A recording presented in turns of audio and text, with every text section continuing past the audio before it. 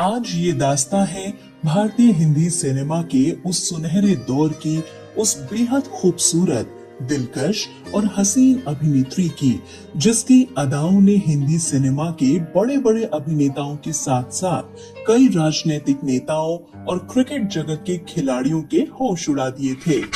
60 के दशक की इस ट्रेजेडी क्वीन बोल्ड बाला अभिनेत्री के हुस्न और खूबसूरती का वो आकर्षण था कि लोग इनको देखने के लिए उस दौर में सिनेमा हॉल में कई कई मील दूर से खींचे चले आते थे। 60 के दशक में जहां हिंदी सिनेमा की दूसरी कई मशहूर अभिनेत्री भारतीय संस्कृति को फिल्मों में बढ़ावा दे रही थी, तो वहीं ऐसे में ये खूबसूरत अभिनेत्री आ गई सबके सामने बिकनी और स्विम सूट में। क्यों इस अभिनेत्री के इस बोल्ड अवतार ने पूरे हिंदुस्तान में वो आग लगाई जिसकी धधक पहुंच गई भारतीय संसद तक। आपको ये सब कहने की हिम्मत कैसे पड़ी? इस अभिनेत्री की जिंदगी में ऐसा क्या हुआ था कि इस अभिनेत्री को अपने बिकिनी वाले सभी पोस्टर और होर्डिंग्स को मुंबई की सड़कों से रातों रात जल्दबाजी में हटवाना पड़ा।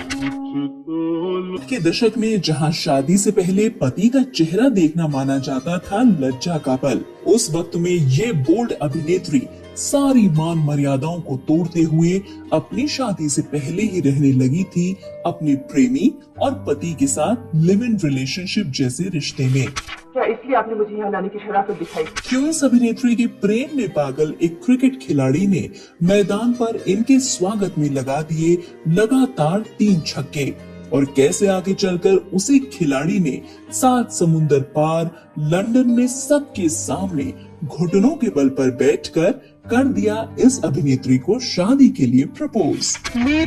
और कैसे उसी खिलाड़ी के प्रेम में अंधी इस महान अभिनेत्री ने ब्राह्मण होते हुए भी कबूल कर लिया मुस्लिम धर्म और हमेशा के लिए बदल लिया अपना हिंदू नाम। लेकिन इतनी गिरी हुई नहीं हूँ कि शादी के नाम पर किसी के साथ अपने जज्बात का सौदा। इस महान अदाकारा की जिंदगी में ऐसा क्या हुआ था कि इनको दूसरी मशहूर एक अभिनेत्री ने सबके सामने जड़ दिया था जोर का तमाचा। तो दूसरी मशहूर अभिनेत्री ने कर दिया था इस अभिनेत्री को कई फिल्म और अपनी जिंदगी से बाहर। क्यों 70 के दशक से चली आ रही इन दोनों अभिनेत्रियों की स्टारडम की लड़ाई आज भी इन दोनों के बीच सुलग रही है। ये भी तो हो सकता है कि शायद किसी पागलखाने से भाग कर आई हो।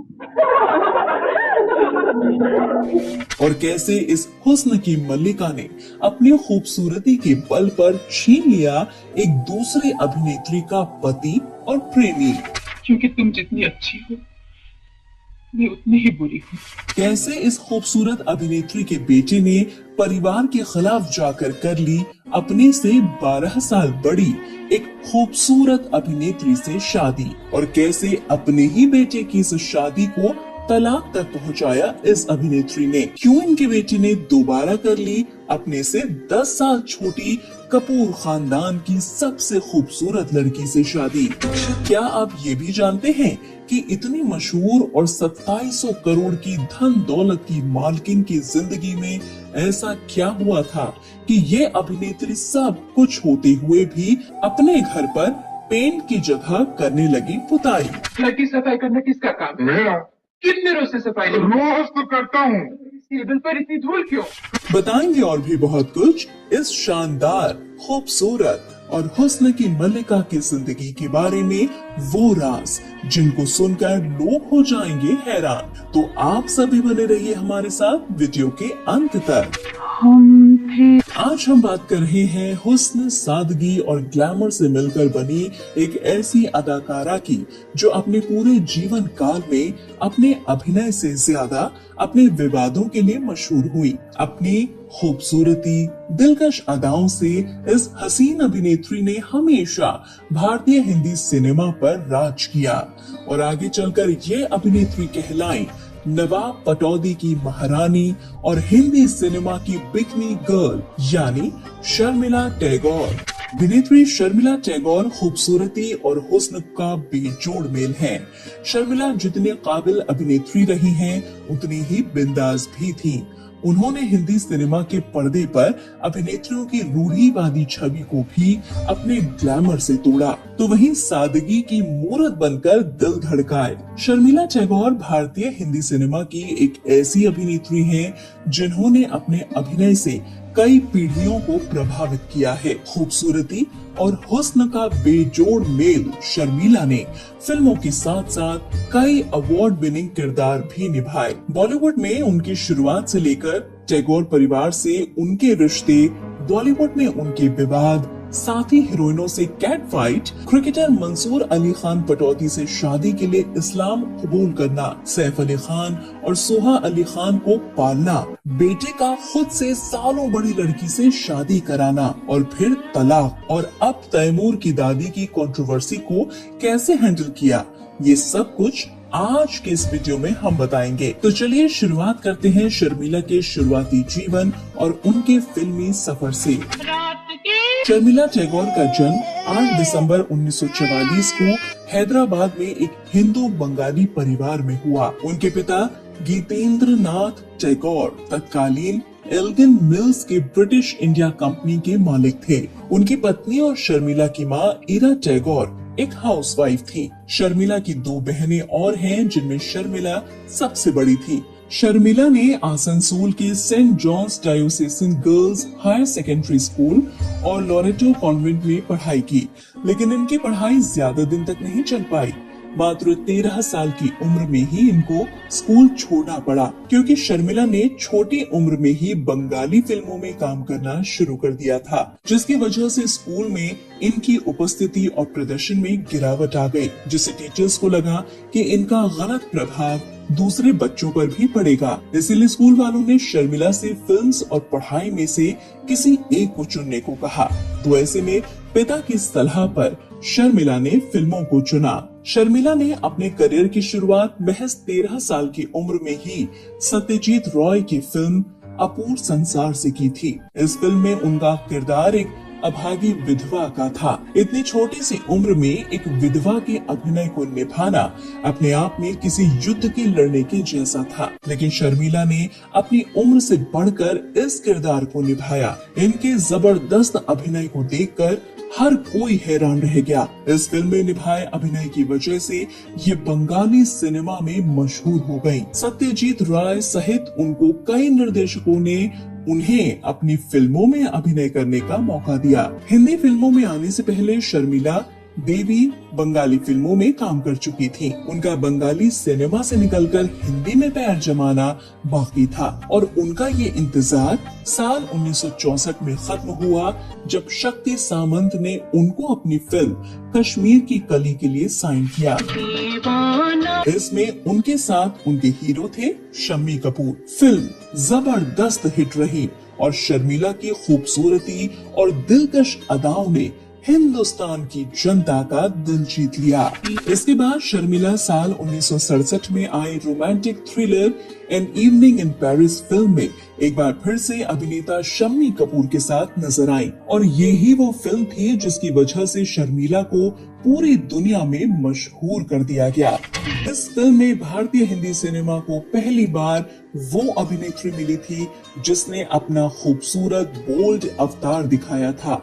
ये फिल्म उस दौर में आई थी जब शर्मिला के अलावा दूसरी अभिनेत्री हिंदी सिनेमा में एक भारतीय नारी, संस्कारी बहू, बेटी और भाभी की भूमिकाओं को निभा रही थी, और ये ही वो समय भी था जब सिनेमा में काम करने वाली सभी अभिनेत्रियों को अच्छी लड़की नहीं माना जाता था। तो ऐसे में रूढ़िवादी समय में शर्मिला ने पहली बार हिंदी सिनेमा में बिकनी पहनकर वो बोल्ड रंग रूप की काया को दिखाया, जिसको देखकर शर्मिला की कहीं तारीफ हुई तो कहीं इनकी दिन रात आलोचनाएं हुई। लेकिन इस फिल्म में बोल्ड अभिनय दिखाकर शर्मिला ने हिंदी सिनेमा की पहली बिकनी गर्ल या बिकनी अभिनेत्री का खिताब हासिल कर लिया था। हालांकि ये फिल्म उम्मीदों पर खरी नहीं उतरी, लेकिन फिल्म का रिजल्ट कुछ भी रहा हो, पर शर्मिला को इस फिल्म ने पूरे भारत में लोकप्रिय कर दिया था। इस फिल्म के बाद शर्मिला की बोल्डनेस की सभी जगह चर्चा हो रही थी। तो ऐसे में शर्मिला टैगोर ने एक बार फिर से वो बवाल मचा दिया जिसकी चर्चा और आग भारतीय संसद तक भी पहुंच गई। दरअसल शर्मिला ने एक बार फिर से फिल्म फेयर मैगजीन के कवर के लिए पहले से ज्यादा बोल्ड फोटोशूट करा दिया। बताया जाता है कि जब शर्मिला टैगोर इस फोटोशूट के लिए स्टूडियो पहुंची थी, तो फोटोग्राफर धीरेन चावड़ा ने उनसे पूछा कि आज वो अपने फोटोशूट में क्या ड्रेस पहनेंगी। तो तभी बिंदास और बेबाक शर्मिला ने अपना पर्स खोला और उसमें से 2 piece floral swim suit purse से निकाला और कहा कि मैं इसमें फोटोशूट करवाऊंगी। एक बार के लिए तो फोटोग्राफर धीरेन चावड़ा भी उनके 2 पीस बिकनी के अंदाज को देखकर हक्के बक्के रह गए। लेकिन शर्मिला टैगोर बड़े आत्मविश्वास के साथ इस फोटोशूट को अंजाम दे रही थी। शर्मिला का ये फोटोशूट भारत का पहला रंगीन फोटोशूट था किसी मैगजीन के लिए। फिर क्या था, जैसे ही फोटो लोगों के सामने आए तो ये फोटो रातों रात पूरे भारत और दुनिया में चर्चित हो गए, क्योंकि पहली बार कोई हिंदी सिनेमा की अभिनेत्री बिकनी में बोल्ड पोज देते हुए देखी गई। ये वो दौर था जब घर की बहू और बेटियां घूंघट से अपना मुंह तक बाहर नहीं निकालती थीं। तो ऐसे में इस अभिनेत्री के इन फोटोज पर विवाद उठना तो लाजमी था। लोगों ने शर्मिला को अश्लील अभिनेत्री का तमगा दे दिया। लोगों को लगने लगा कि शर्मिला भारतीय संस्कृति के नाम पर काला धब्बा लगा रही है। लिहाजा आलोचनाओं की ये आग राजनीतिक नेताओं के घरों तक जा पहुंची, जिसके बाद कुछ सामाजिक नेताओं ने शर्मिला टैगोर के अंग प्रदर्शन को देश की संसद में भी मुद्दा बनाकर उठाया। काफी बवाल हुआ और शर्मिला टैगोर को अपने इस काम के लिए माफी मांगने के लिए कहा गया। आज मेरी वजह से तुम्हारा कितना अपमान हुआ, इससे मैं मर जाती थी तो अच्छा होता। लेकिन शर्मिला ने कभी भी इसके लिए किसी से भी कोई माफी नहीं मांगी और अपने कदम आगे की तरफ ही बढ़ाती चली गई। अब तो मेरी दुनिया ही अलग है, जिसमें न लोगों का डर है न लोकलाज की परवाह। शर्मिला टैगोर जितनी बिंदास रही, उतनी ही हिंदी सिनेमा की काबिल अभिनेत्री भी साबित हुई। शर्मिला ने हिंदी सिनेमा के पर्दे पर अभिनेत्रियों की रूढ़िवादी छवि को भी अपने ग्लैमर से तोड़ा। तो वहीं शर्मिला की शानदार अदाकारी और दर्शकों की मांग ने जल्दी ही उन्हें एक महान अभिनेत्री के रूप में भारतीय हिंदी सिनेमा में स्थापित कर दिया था। साल 1966 शर्मिला के करियर में मील का पत्थर साबित हुआ। इस साल शर्मिला की 5 फिल्में अनुपमा, देवर, सावन की घटा, ये रात फिर न आएगी रिलीज हुई। 5 फिल्में उनकी बेहतरीन अभिनय के लिए सराही गईं। शर्मिला ने एक के बाद एक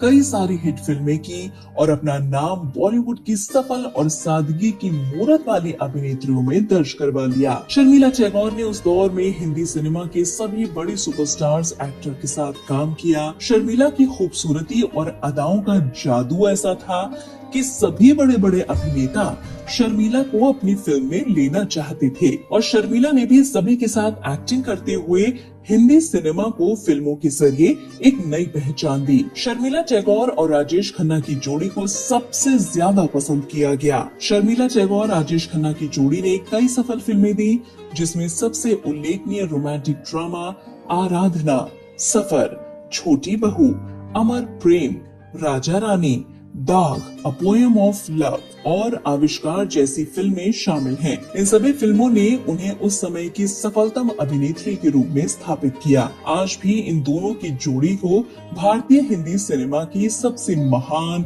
ऑन स्क्रीन जोड़ी माना जाता है। शर्मिला ने फिल्म अभिनेता उत्तम कुमार के साथ भी कई फिल्मों में काम किया, जिसमें नायक, द्विभाषी नाटक, अमानुष, आनंद आश्रम और दूरियां जैसी फिल्में शामिल हैं। इसके बाद शर्मिला की उनके करियर की सबसे बेहतरीन फिल्म मौसम आई, जिसमें ये संजीव कुमार के साथ काम कर रही थी। गुलजार की इस संगीत रोमांस से भरपूर फिल्म के लिए शर्मिला को सर्वश्रेष्ठ अभिनेत्री का राष्ट्रीय फिल्म पुरस्कार भी मिला था।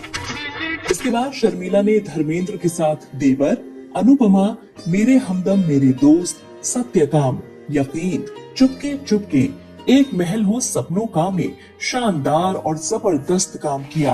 अब ये नजर आए इस सदी के महानायक अमिताभ बच्चन के साथ, जिनके साथ शर्मिला ने चुपके चुपके, फरार और बेशरम जैसी फिल्मों में अभिनय किया। ये नजर आए अभिनेता शशि कपूर के साथ आ गले लग जा और पाप और पुण्य जैसी बेहतरीन फिल्मों में। शर्मिला टैगोर को आज भी हिंदी फिल्मों में वक्त, अनुपमा, देवर, आमने सामने, मेरे हमदम मेरे दोस्त, मौसम, सत्यकाम, चुपके चुपके जैसी हिंदी फिल्मों के साथ बंगाली फिल्मों के लिए भी याद किया जाता है। तो दोस्तों, ये तो रहा शर्मिला टैगोर का फिल्मी सफर।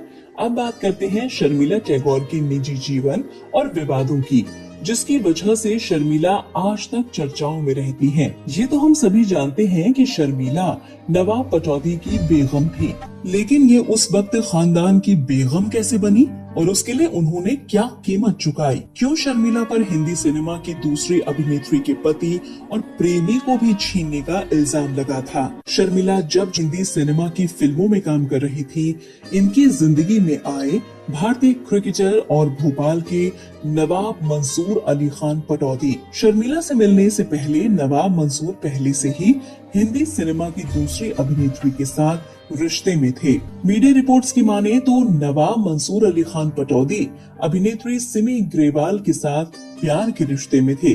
दोनों का अफेयर चरम पर था। एक तरफ नवाब मंसूर का क्रिकेट करियर अपने उफान पर था, तो दूसरी तरफ वे सिमी ग्रेवाल के साथ एक मजबूत रिश्ते की ओर बढ़ रहे थे। दोनों के अफेयर के चर्चे सिर्फ बॉलीवुड में ही नहीं, क्रिकेट जगत में भी हो रहे थे। सिमी और मंसूर अक्सर पब्लिक इवेंट्स में तो कभी साथ में घूमते तो कभी साथ में पार्टी करते हुए मिल जाते थे। रिपोर्ट्स के माने तो नवाब मंसूर सिमी को लेकर सीरियस थे और शादी भी करना चाहते थे। यहाँ तक कि वो अपने परिवार से सिमी को मिलाने की तैयारी कर रहे थे। लेकिन इनकी कहानी ने तब नया मोड़ ले लिया जब मंसूर अली खान की मुलाकात शर्मिला टैगोर से हुई। शर्मिला टैगोर और मंसूर अली खान एक पार्टी के दौरान एक दूसरे से मिले थे। खबरों के अनुसार दोनों की मुलाकात इनके दोस्तों ने कराई थी। नवाब साहब एक अफेयर में होते हुए भी शर्मिला की खूबसूरती और दिलकश अदाओं के सामने अपना दिल हार बैठे। शर्मिला को भी नवाब साहब भा गए। पहली ही नजर में दोनों ने एक दूसरे को पसंद कर लिया था। शर्मिला के जीवन में आने के बाद नवाब पटौदी ने सिमी ग्रेवाल के साथ धोखा किया और अपना रिश्ता खत्म करने का फैसला किया और एक दिन में उनके घर पहुंच गए, जहां बिना समय गवाए उन्होंने सिमी से कहा कि अब वो इस रिश्ते को और आगे नहीं ले जा पाएंगे क्योंकि उन्हें कोई और मिल गया है। मंसूर की बातें सुनकर सिमी ने कुछ भी नहीं कहा, लेकिन उनके इस तरह से दूर जाने के फैसले ने सिमी को अंदर से पूरी तरह से तोड़ दिया था। धोखा है। लेकिन सिमी को ये उम्मीद थी कि एक दिन नवाब साहब शर्मिला को छोड़कर उनके पास वापस चले आएंगे, लेकिन किस्मत की मारी सिमी ये नहीं जानती थी कि नवाब पटौदी अब कभी वापस नहीं आएंगे। लेकिन फिर भी वो उनके इंतजार की उम्मीद लगा बैठी। पागल हो जाओगे एक दिन में, पागल हो जाओगी, पागल हो जाओगी। आखिरी मुलाकात पर सिमी नवाब को घर के बाहर तक छोड़ने आई। जब सिमी घर से बाहर आई तो देखा कि वहाँ शर्मिला टैगोर पहले से ही खड़ी थी। दोनों ने एक दूसरे को देखा लेकिन कुछ नहीं कहा और इस तरह से शर्मिला टैगोर ने सिमी ग्रेवाल का पति और प्रेमी एक ही झटके में उनसे छीन लिया, जिसके लिए सिमी ने शर्मिला को कभी माफ नहीं किया। माफ कर देना। इस तरह सिमी नवाब साहब के जीवन से निकल गई और शर्मिला की एंट्री हो गई। पर शर्मिला ने नवाब साहब को हाँ करने में 4 साल लगा दिए। मंसूर अली खान ने उन्हें इम्प्रेस करने के लिए तमाम तरह के पापड़ बेले, तब जाकर शर्मिला की जुबान से अपनी मोहब्बत के लिए हामी भरवा पाए। मंसूर अली खान की भी उन दिनों जबरदस्त फैन फॉलोइंग थी। लड़कियां उनकी तस्वीरें बैग में रखकर चलती थीं। लेकिन युवा कप्तान पटौदी का शर्मिला को मनाना थोड़ा टेढ़ी खीर था। मंसूर अली खान और शर्मिला को लेकर एक दिलचस्प किस्सा ऐसा है कि मंसूर क्रिकेट के मैदान में शर्मिला का स्वागत छक्के जड़कर किया करते थे। Young Willett flights one to Pataudi. Pataudi comes out and lifts him, and it's a 6. ये भी कहा जाता है कि शर्मिला जहां बैठती थी वहीं मंसूर 6 लगा देते थे। बताया जाता है कि जब मंसूर अली खान पटौदी ने शर्मिला को शादी के लिए प्रपोज किया, तब एक्ट्रेस ने उनके सामने एक शर्त रख दी थी। शर्त ये थी कि यदि नवाब साहब शादी करना चाहते हैं तो उन्हें लगातार 3 बॉल पर 3 छक्के मारने होंगे। कहते हैं कि क्रिकेटर नवाब पटौदी ने शर्मिला की ये शर्त मानते हुए एक मैच में 3 गेंदों पर 3 छक्के मार दिए और इस तरह से उन्होंने शर्मिला से शादी की शर्त जीत ली थी। कहते हैं कि इसके बाद नवाब पटौदी ने 7 समुंदर पार लंदन जाकर अपने घुटनों पर बैठकर शर्मिला को प्रपोज किया था। तब जाकर शर्मिला ने शादी के लिए हाँ कही। I don't mind. लेकिन शर्मिला और नवाब दोनों ही खुले विचारों के थे। जिस वक्त में शादी से पहले पति का चेहरा देखना भी लज्जा का पल माना जाता था, उस दौर में इन दोनों ने इन सभी चलन को दरकिनार करते हुए जमाने की परवाह किए बिना दोनों लिव इन में साथ रहने लगे। उस दौर में ये कदम किसी क्रांति से कम नहीं था। दोनों शादी तो करना चाहते थे पर राहें अभी आसान न थी। नवाब मंसूर की अम्मी चाहती थी कि बहू मुसलमान हो। नवाब मंसूर क्रिकेटर होने के अलावा नवाब खान के चश्मो चिराग थे। एक और शर्मिला तो दूसरी ओर मंसूर शादी के लिए तैयार थे, लेकिन इनका अलग धर्म इनके परिवार वालों को खटक रहा था। नवाब खानदान की बहू बनाने के लिए मंसूर की मां साजिदा सुल्तान ने शर्मिला टैगोर के सामने शर्त रखी कि अगर वे इस्लाम धर्म कबूल कर लेती हैं, तो उन्हें वो अपनी बहू बनाएंगी। ब्राह्मण परिवार में जन्मी शर्मिला ने वो फैसला लिया जो लेना आसान नहीं था। शर्मिला ने इस शादी के लिए अपना धर्म बदल लिया और शर्मिला से बन गई आयशा सुल्तान और तब जाकर उनका निकाह नवाब पटौदी से हो पाया। इसमें तत्कालीन राष्ट्रपति डॉक्टर जाकिर हुसैन और इंदिरा गांधी भी शामिल हुई थी। विवाह के लिए शर्मिला ने इस्लाम धर्म कबूल कर लिया था और वो आयशा सुल्तान बन गई। हालांकि इस नाम का इस्तेमाल उन्होंने कभी नहीं किया। शादी के बाद शर्मिला ने 3 संतानों को जन्म दिया, सैफ अली खान, सोहा अली खान और सबा अली खान। इनके तीनों बच्चे भी भारतीय हिंदी सिनेमा की फिल्मों और नाटकों का हिस्सा हैं। अब आते हैं शर्मिला टैगोर से जुड़े अन्य विवादों पर। 70 के दशक में अगर किसी हिट जोड़ी की बात की जाती है तो वो है राजेश खन्ना और शर्मिला टैगोर। इन दोनों की जोड़ी ऑन स्क्रीन पर इतनी अच्छी लगती थी कि लोग उन्हें रियल लाइफ कपल समझने लगे थे। ये दोनों जब फिल्मी पर्दे पर आते तो बस लोगों की सांसें थम जाती थीं और इसी सब के बीच दोनों के प्रेम के किस्से भी फिजाओं में तैरने लगे। शर्मिला टैगोर भी इन कहानियों पर हमेशा खामोश रहीं। जब उनके जवाब में नवाब पटौदी आए तो उन्होंने इस किस्से को ही खत्म करने की ठानी। क्या आप जानते हैं कि एक समय ऐसा भी आया था जब शर्मिला असल में राजेश खन्ना के साथ काम करने से बचने लगी थी? इसका कारण क्या था ये लोग कयास ही लगाते रह गए। पर आगे जाकर शर्मिला ने हाल ही में ऑडिबल ऑडियो बुक की कॉन्वर्सेशन राजेश खन्ना एक तन्हा सितारा में बताया कि हमारी जोड़ी पर्दे पर सुपरहिट थी और लोग हमें साथ देखना चाहते थे, लेकिन एक चीज जो मुझ पर हमेशा असर डालती थी वो थी राजेश खन्ना की लेट लतीफी। 9 बजे की शिफ्ट पर वो हमेशा 12 बजे आते थे और मुझे ये बिल्कुल पसंद नहीं था। इसलिए हमारी सक्सेसफुल जोड़ी होने के बाद भी मैंने ये सोचा कि अन्य एक्टर्स के साथ काम करना सही है। पर ये बात उस दौर के मीडिया वाले अच्छी तरह से जानते थे कि शर्मिला ने राजेश से दूरी सिर्फ और सिर्फ पटौदी से बढ़ती नजदीकियों के कारण बनाई थी। ते अनबन की खबरें भी अक्सर आती रहती थी। उनका एक विवाद माला सिन्हा के साथ भी हुआ। दरअसल फिल्म हमसाया में माला सिन्हा और शर्मिला टैगोर दोनों ही अहम रोल में थी। दोनों उस वक्त इंडस्ट्री की पॉपुलर एक्ट्रेस थी। उनके बीच में कंपटीशन देखने को मिलता था। खबरें थी कि दोनों के बीच में फिल्म दाग की शूटिंग के दौरान ही टेंशन शुरू हो गया था और हमसाया की शूटिंग के दौरान ये लड़ाई ज्यादा बढ़ गई थी। ऐसी खबरें थी कि एक सीन शूट के दौरान माला सिन्हा ने शर्मिला को जोरदार थप्पड़ मार दिया था, जिस वजह से जॉय मुखर्जी को फिल्म सीक्वेंस रैप करना पड़ा था। हालांकि इसकी पुष्टि न तो माला ने की न ही शर्मिला ने, पर उनके बीच की ये घटना उन दिनों काफी खबरों में रही। इसके बाद शर्मिला टैगोर की एक और कैट फाइट काफी चर्चाओं में रही। 70 के दशक से चली आ रही ये लड़ाई आज भी इन दोनों अभिनेत्रियों के बीच सुलग रही है और वो दूसरी अभिनेत्री है मशहूर टॉप एक्ट्रेस मुमताज। 70 और 80 के दौर में दोनों ही अभिनेत्रियों ने अपनी एक्टिंग और खूबसूरती का जादू चारों तरफ फैला रखा था, लेकिन बहुत कम लोग ये जानते होंगे कि उस दौर में इन दोनों के बीच काफी वक्त तक कैट फाइट चली थी।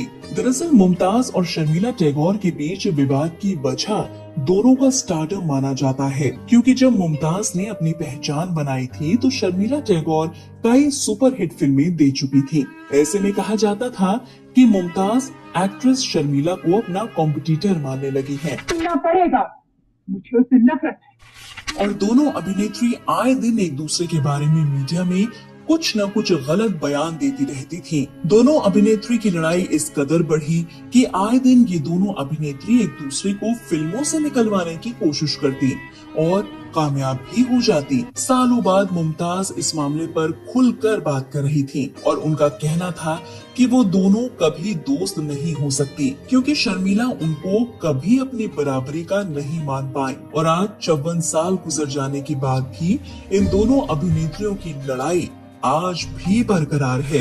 ये भी तो हो सकता है कि शायद किसी पागलखाने से भाग कर आई हो। ऐसा ही एक दिलचस्प किस्सा जुड़ा है शर्मिला टैगोर की शादी को लेकर। दरअसल जब शर्मिला टैगोर और नवाब पटौदी एक साथ रिश्ते में थे और नवाब पटौदी शर्मिला को अपनी माँ से मिलाना चाहते थे और उसके लिए नवाब पटौदी की माँ शर्मिला से मिलने मुंबई आने वाली थी, लेकिन उसी समय शर्मिला का फिल्म फेयर मैगजीन के बोल्ड बिकनी शूट हुआ था और शर्मिला की पूरे मुंबई शहर में जगह जगह वही बिकनी वाली पोस्ट होर्डिंग्स पर लग गए थे। और जब शर्मिला को ये पता चला कि उनकी सास उनसे मिलने मुंबई आ रही हैं, तो उनके तो होश ही उड़ गए, क्योंकि नवाब पटौदी की माँ अगर शर्मिला को इस तरह से देखती तो ये रिश्ता वही खत्म हो जाता। लिहाजा शर्मिला टैगोर, नवाब पटौदी और फिल्म फेयर मैगजीन की मदद से एक ही रात में शर्मिला के सभी पोस्टर्स और होर्डिंग्स को मुंबई की सड़कों से गायब कर दिया गया था और इस तरह से शादी हुई थी शर्मिला टैगोर और नवाब पटौदी की। समय गुजरा और अब शर्मिला के बच्चे बड़े हुए। इनके बेटे सैफ अली खान अपनी उम्र से 12 साल बड़ी फिल्म अभिनेत्री अमृता सिंह से परिवार वालों की मर्जी के खिलाफ जाकर उन्होंने शादी कर ली थी। आ गए हो, नूर आ गया।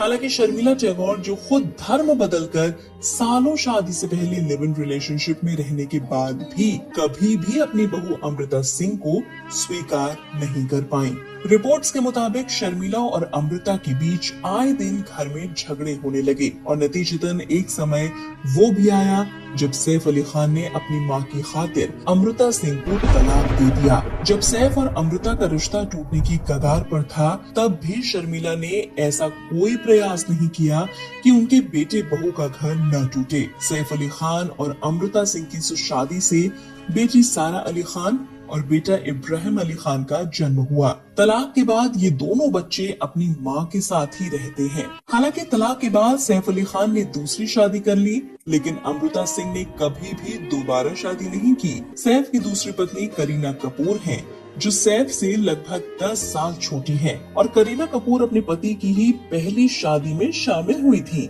उस वक्त करीना एक छोटी बच्ची हुआ करती थी। करीना और शर्मिला के बीच काफी मधुर संबंध है। बेटे के बाद इनकी बेटी सुहा अली खान ने भी फिल्म अभिनेता कुणाल खेमू से शादी की है और रिश्ते से कुणाल खेमू सैफ अली खान के जीजा लगते हैं। शर्मिला अपने दौर की बेहतरीन, संजीदा, बोल्ड और धाकड़ अभिनय करने वाली अभिनेत्री रही हैं। उनकी कहानी सुनकर माना जा सकता है कि उनका जीवन किसी राजकुमारी की तरह बीता है, जिसमें सब कुछ अच्छा रहा। करियर, पति, बच्चे, पैसा, नाम, दौलत, शोहरत और तमाम पुरस्कार, सब कुछ उनको दामन में भर भर कर मिला। आज वो 2700 करोड़ की मालकिन है। लेकिन हम आपको यहाँ बता दें कि शर्मिला का पटौदी पैलेस भी है, जिसकी वो महारानी है, जो कि उनको पति की तरफ से विरासत में मिला था। और यही पटौदी पैलेस काफी बड़े क्षेत्रफल में फैला है, जिसकी देखभाल और रंगाई और पेंट में काफी कीमत अदा करनी पड़ती है और शर्मिला आज उसी शानदार पैलेस के लिए बेहद कंजूसी करते हुए नजर आती हैं। वो इस पैलेस में पेंट की जगह पुताई कराती हैं। हालांकि फिजूल खर्ची ना हो वो इसीलिए ऐसा कराती हैं। अब शर्मिला टैगोर 80 साल की हो चली हैं और आज भी वो बड़ी जिंदा दिली के साथ अपने जीवन को जी रही हैं। आज भी शर्मिला ही पूरे परिवार को एक माला में बांध कर चल रही है। टीवी शोज में गुफ्तगू करते हुए भी नजर आती है। तो दोस्तों, ये थी महान और टॉप अभिनेत्री शर्मिला टैगोर की जिंदगी की पूरी कहानी। शर्मिला टैगोर को लेकर आप सभी क्या सोचते हैं? शर्मिला टैगोर को लेकर अगर किसी के भी पास कोई भी जानकारी या किस्सा हो तो हमारे सभी दर्शकों के साथ जरूर शेयर करें। आपको क्या लगता है कि शर्मिला टैगोर ने समाज की महिलाओं को कितना बदला या उनकी बिकनी में आने की मर्जी सही थी या गलत? हमें कमेंट करके जरूर बताएं।